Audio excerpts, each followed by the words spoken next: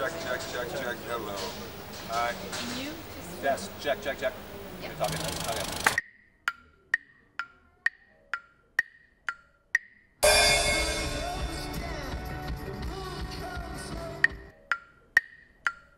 Scenery, the food, the architecture, the fact that it used to be really cheap and not that crowded, but I hear that it's changed.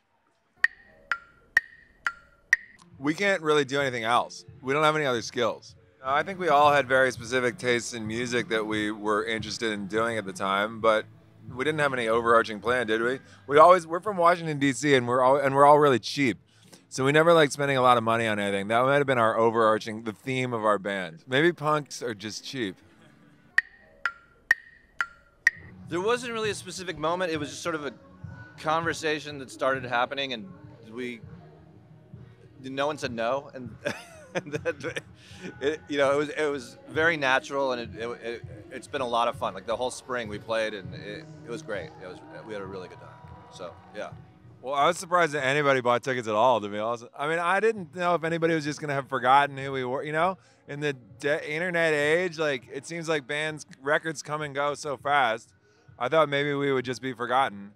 But then we sold all these tickets, and then my friends' kids in New York are like 20 years old, and they were all telling me how much they loved the Walkmen, and they wish they'd seen us.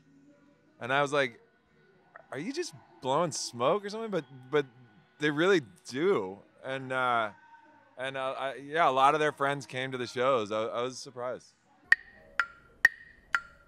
We watched him from backstage. He was awesome. He played like sort of obscure songs that I've always loved off of like the second side of The Idiot and stuff like that.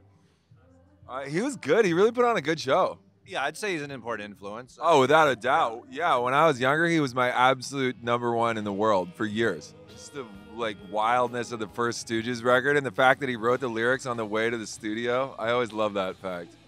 You can kind of tell sometimes too, right? Like real cool time. Like Universal? No. I just person to person. Yeah. And song to song. I guess it's the actual person coming across clearly, I think, is usually what draws me to someone. Yeah.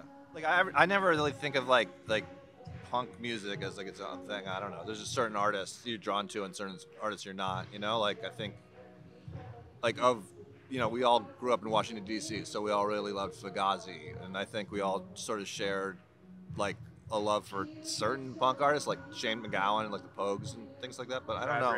The Bad Brains, yeah.